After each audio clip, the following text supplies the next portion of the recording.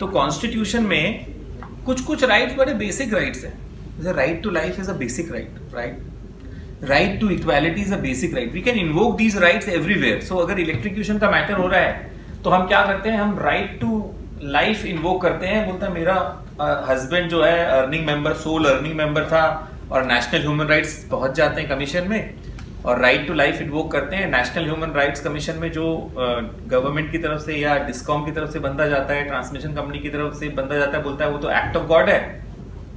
तो एक पर्सन था सत्यव्रत नारायण इन पटना. तो सत्यव्रत नारायण जब अपने घर के बाहर निकला तो पटना में फ्लडिंग होती है बारिश के टाइम में ज्यादा, मतलब पटना शहर भी भर जाता है, और वो स्टेप अप कर गया उसमें एक वायर पे और इलेक्ट्रिक्यूशन में डेथ हो गई उसकी. तो उसकी वाइफ का छोटा सा बच्चा था 6 महीने का, वो वाइफ लेके आई नेशनल ह्यूमन राइट्स कमीशन. उसने ये बोला कि sir my husband was the sole earner of the family, bread winner.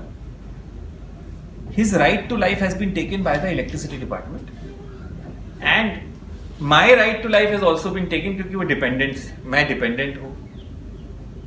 सो इसलिए हमें कॉम्पनसेशन मिलना चाहिए. तो नेशनल ह्यूमन राइट्स कमीशन ने नोटिस इशू कर दिया बिहार स्टेट इलेक्ट्रिसिटी बोर्ड को. उस समय बिहार स्टेट इलेक्ट्रिसिटी बोर्ड होता है, और बिहार स्टेट इलेक्ट्रिसिटी बोर्ड का ये कहना था कि sir it is act of God.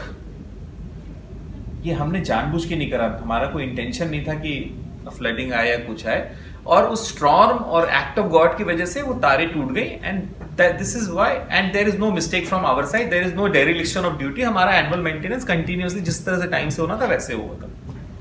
Supreme court का ये कहना था, sorry national human rights commission का ये कहना था कि इलेक्ट्रिसिटी पर से जो है वो स्ट्रिक्ट लाइबिलिटी के प्रिंसिपल में आती है. Doctrine of strict liability is applicable for electricity matters because it is a dangerous activity which you are doing.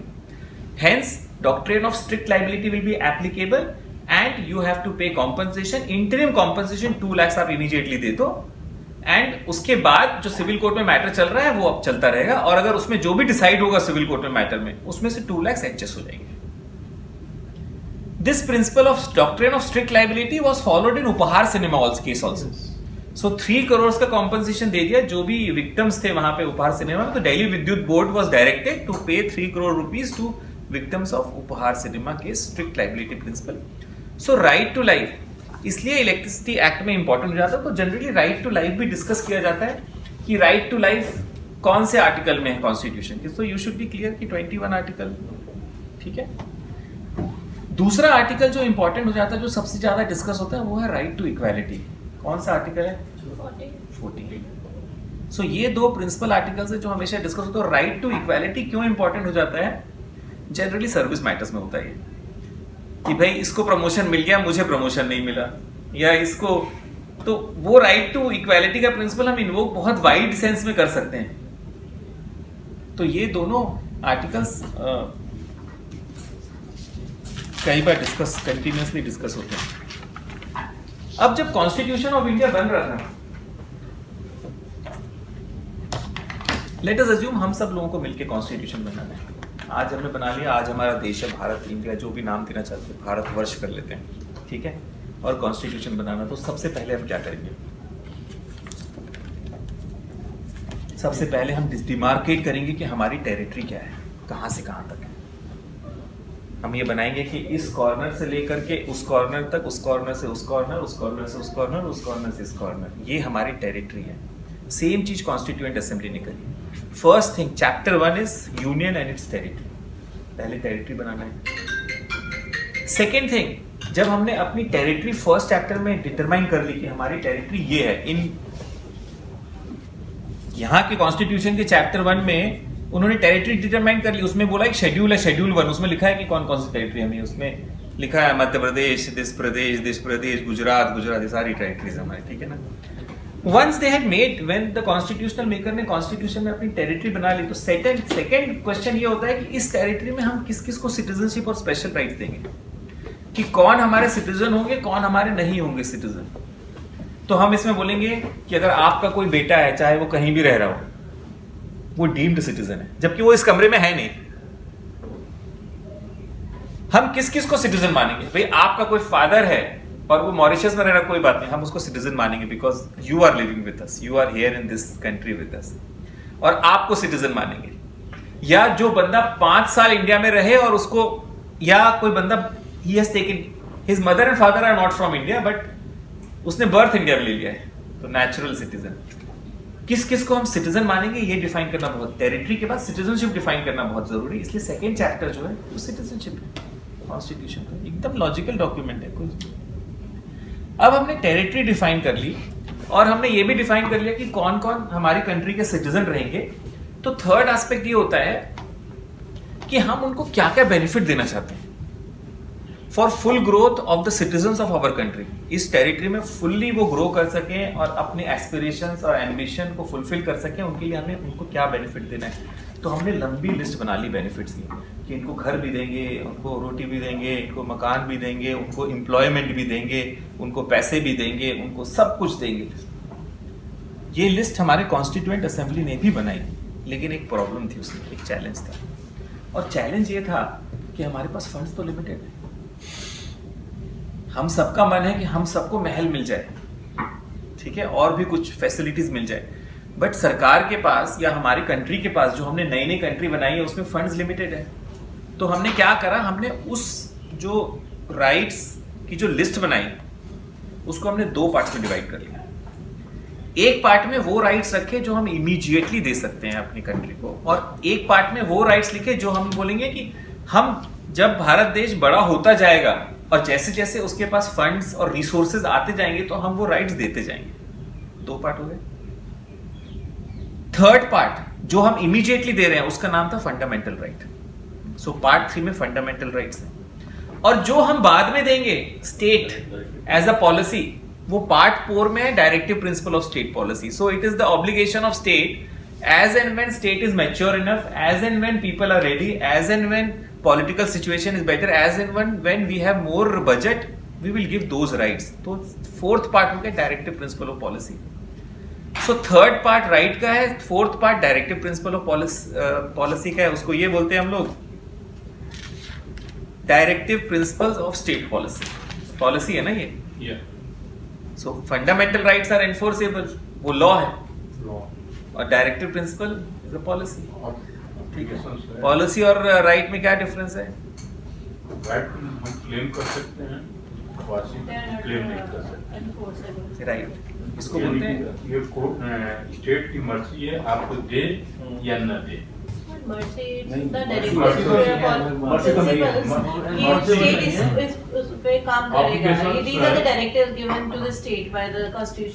इस पर आप काम करोगे, इसको फॉलो करते हुए। बस तो क्वेश्चन यही बनता है कि भाई फंडामेंटल राइट क्या होते हैं, directive principle of state policy क्या होती है।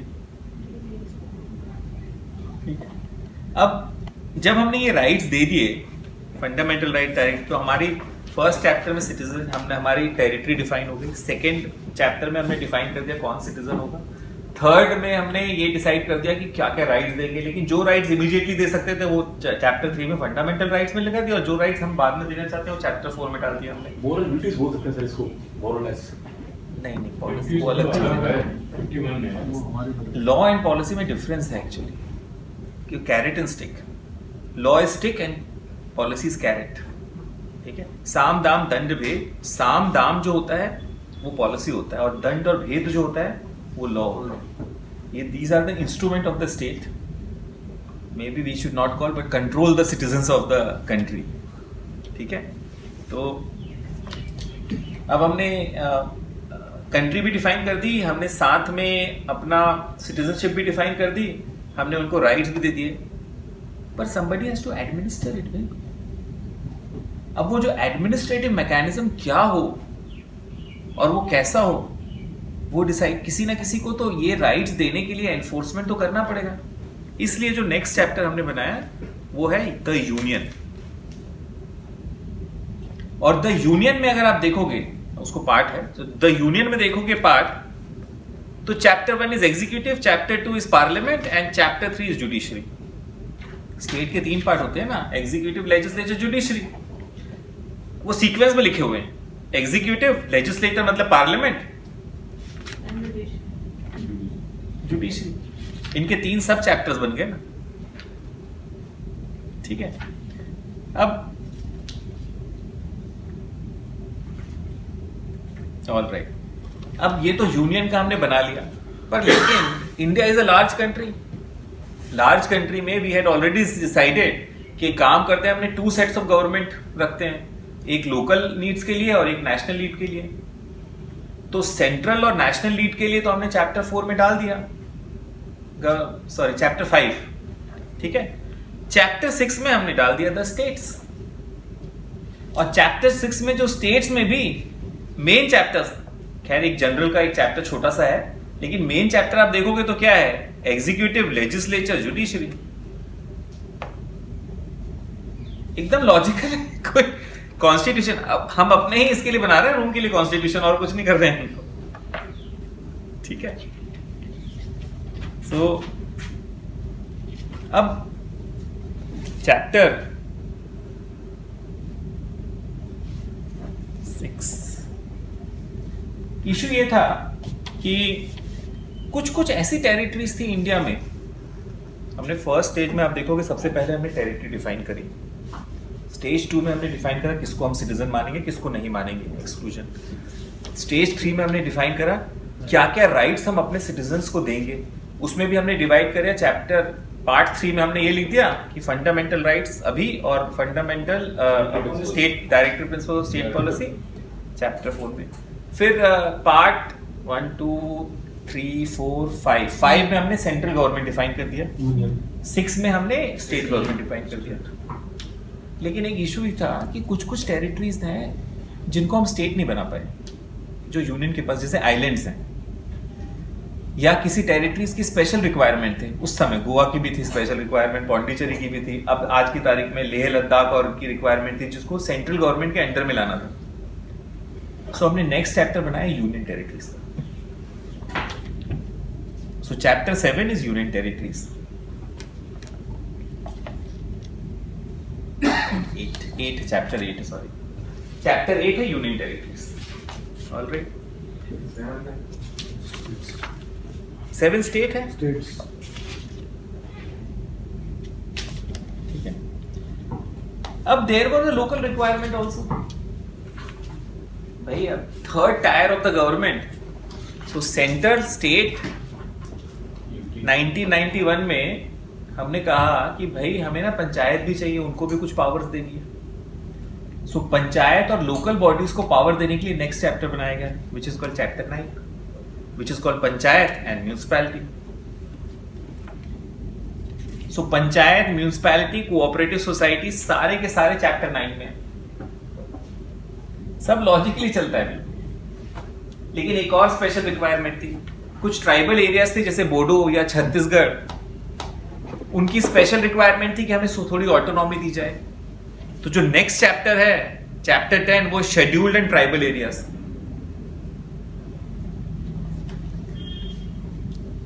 अब फर्स्ट स्टेज में हमने टेरिटरी बना दी, सेकेंड स्टेज में हमने सिटीजनशिप डिफाइन कर दी, थर्ड स्टेज में हमने उनके राइट्स डिफाइन कर दिए। थर्ड राइट्स डिफाइन करने में उस राइट्स को एनफोर्स करने के लिए हमने गवर्नमेंट का स्ट्रक्चर बना दिया, यूनियन गवर्नमेंट का, स्टेट गवर्नमेंट का, यूनियन टेरिटरीज का, लोकल बॉडीज का, शेड्यूल्ड एंड ट्राइबल एरियाज का, पूरा एडमिनिस्ट्रेशन सेट कर दिया। बट प्रॉब्लम ये थी उनमें बीच में रिलेशंस कैसे रहेंगे उनके, क्योंकि फेडरल है, 2 सेट्स ऑफ गवर्नमेंट हो गई ना। उस रिलेशन को हमने 11th चैप्टर में डिफाइन करा, और उस चैप्टर का नाम है relation between the union and the states.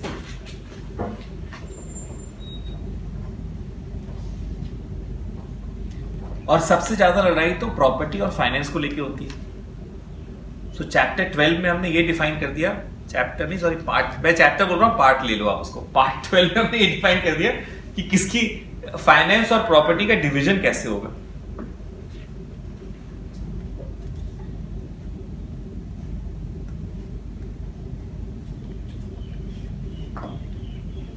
उसके बाद जब प्रॉपर्टी और फाइनेंस का हमने डिवीजन कर दिया, अब पूरे इंडिया को हमें इंटीग्रेटेड कंट्री रखना था। तो चैप्टर 13 में trade, commerce and intercourse with in the territory of India हमने डिफाइन कर दिया। Trade, commerce and intercourse with in the territory of India. So chapter 13 ये हो गया।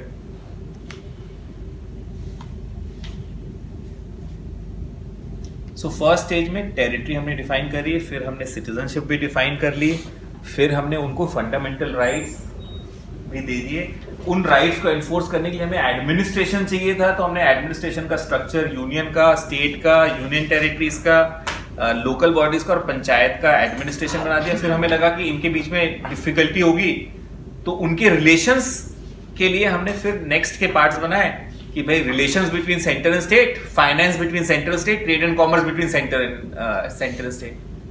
पर चैलेंज ये है कि उनको मैन कौन करेगा, वो मैन पावर कहां से आएगी। सो मैन पावर के लिए नेक्स्ट चैप्टर बनाया, chapter 14, which is services under union and the states. कैसे अपॉइंटमेंट होगा बंदे का, अपॉइंटमेंट होने के बाद क्या स्पेशल राइट्स होंगे, क्या सिक्योरिटीज उनको दी जाएगी, ये सब आया पब्लिक सर्विस कमीशंस और services, all India services, state services को डिफाइन करा गया, उनके राइट्स एंड ड्यूटीज डिफाइन करेंगे।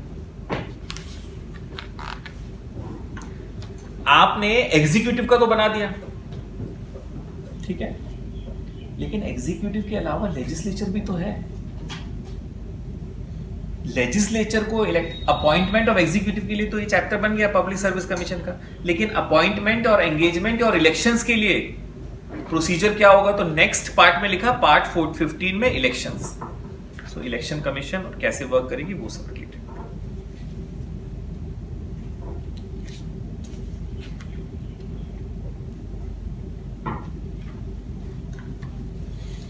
अब आपका पूरा स्टेट पूरा बन के तैयार हो गया है, कंप्लीट इन इट्स एंटायरिटी, ठीक है।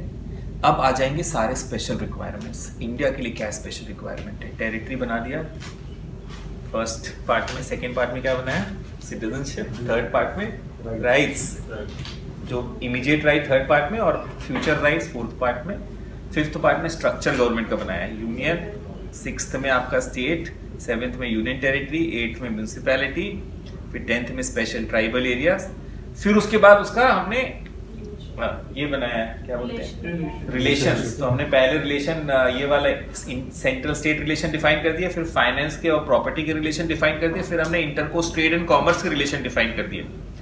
उसके बाद हमें याद आया कि भाई ये एग्जीक्यूटिव के अपॉइंटमेंट्स कैसे होंगे, तो हमने पब्लिक सर्विस कमीशन बना दिया। उसके बाद हमें याद आया कि भाई लेजिस्लेचर में भी तो जिनको बैठाओगे उनके इलेक्शंस कैसे होंगे, तो इलेक्शंस का चैप्टर बना दिया। अब इसके बाद सारे स्पेशल प्रोविजन स्टार्ट होते हैं। सो फर्स्ट हमारे यहाँ बहुत सारी कैटेगरीज थी, जैसे शेड्यूल कास्ट, शेड्यूल ट्राइब, उनकी स्पेशल रिक्वायरमेंट्स थी एक्चुअली, ठीक है, और उनको इंटीग्रेट करना था सोसाइटी से। And this is one of the best parts of the constitution, special provisions relating to certain classes। कैसे उनको स्पेशल रिप्रेजेंटेशन, बहुत डिबेट होता है विथ रिस्पेक्ट टू रिजर्वेशंस, लेकिन this was one of the best things done in India actually, reservations, remember, ठीक है। This has protected the country from civil war, this has given representation to people who were non represented. हम लोग कई बार हमें feeling आती है कि हम लोग बहुत इंटेलिजेंट हैं, हमारी सीट्स ले ली, पर आप जब इन डेप्थ स्टडी करोगे कॉन्स्टिट्यूशन को, और जब आप स्टडी करोगे, समझोगे कि क्या बेसिस था और क्यों ये आया, तब आपको लगेगा इससे अच्छा कुछ नहीं हुआ है। आज आप जो पीस देख रहे हो, आज आप जो ट्रैंक्विलिटी देख रहे हो,